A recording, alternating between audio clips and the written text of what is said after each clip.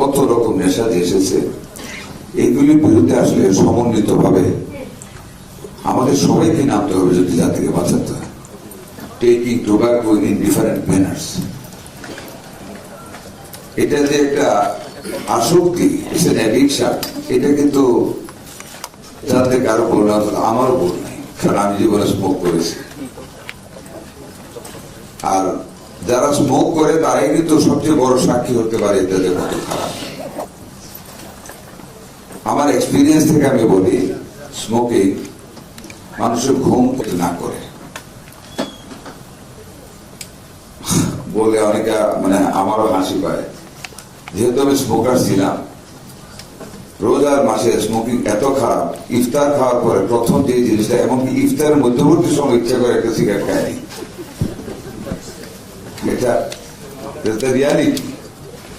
এবং সিগারেটটা খাওয়ার সাথে সাথে মাথাটা এমন একটা গোড়া দেয় এজ এ ব্ল্যাক আউট হয়ে যাবে। এবং আমার জীবনে ঘটেছে, টান দেওয়ার থেকে কোনো কিছু ধরে বসে পড়তে হয়েছে, ইয়াং এজ সো ব্যাড, এমন ইফেক্ট করে সারা অঙ্গের উপরে। আর এই যে ঢোকার সময় একটা ছবি দেখলাম, আমার সচিব মহোদয়ের সাথে আলাপ করতেছিলাম, ছবিটা দেখে কতক্ষণ দাঁড়িয়েছিলাম, কি বিভৎস চিত্র। গালের মধ্যে যে ক্যান্সার, মাই গুডনেস, দাঁতে, গালে। এটা থেকে আসলে জাতিকে মুক্ত করা, এই যে অনেকগুলি আইন আমাদের দেশে হয়েছে, কিন্তু সত্যিকার ভাবে এই আইনকে প্রতিপালন করার লক্ষ্যে আরো আন্দোলন করতে হবে আমাদের, আরো সংঘবদ্ধ হতে হবে আমাদের শিক্ষিত সমাজকে, আমাদের ডাক্তার মহলকে, আমাদের সবার। এটার বিরুদ্ধে সচেতন না হলে সমাজ তো ধ্বংস হয়ে যাবে। এই টোবাকো থেকে কিন্তু এখন নেশাতে চলে গেছে সমাজ।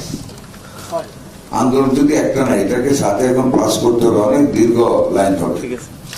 এই যে অ্যারেস্ট করতেছি, আইনের ফাঁকে বের হয়ে যাচ্ছে, আইন আরো কঠিন করা হচ্ছে এখন।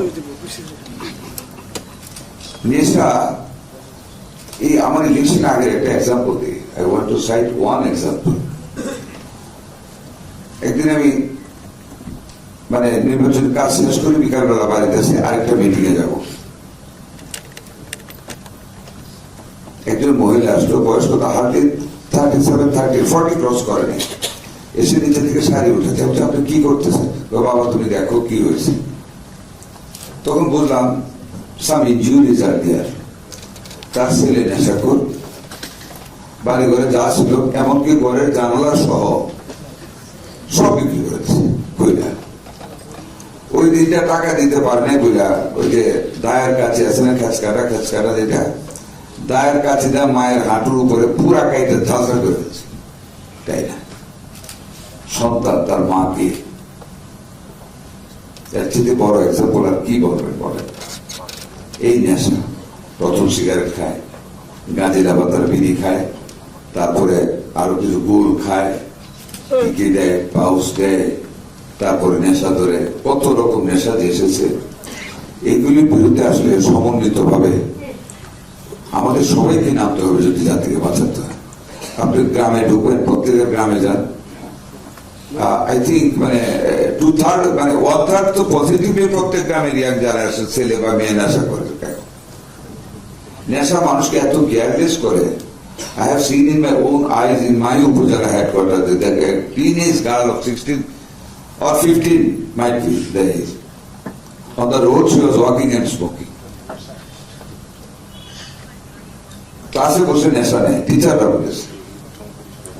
এই যে গুণে ধরা টোবাকো থেকে সমাজ ব্যবস্থা যত উন্নয়নই করি না কেন, 69,000 কোটি টাকা স্বাস্থ্য খাতে এবার আমাদের বাজেট হয়েছে, the highest budget in the history of Bangladesh after liberation. যদি আমরা নেশার বিরোধী, if we cannot form a tobacco free society and addiction free society, if we fail to form that society, if we fail to convert our society into a drug addiction free society, all investment will go in vain because our generation shall be collapsed. They will be distracted by themselves. Their brain shall be going down. They will fail to concentrate their innovative brain into the innovation works to reform the society. কারণ এটা এমন adverse effects যে মানুষকে নিথর করে দেয়, যেটাকে আমরা নিথর বলি, সেন্সলেস বা motionless in whatever language we use.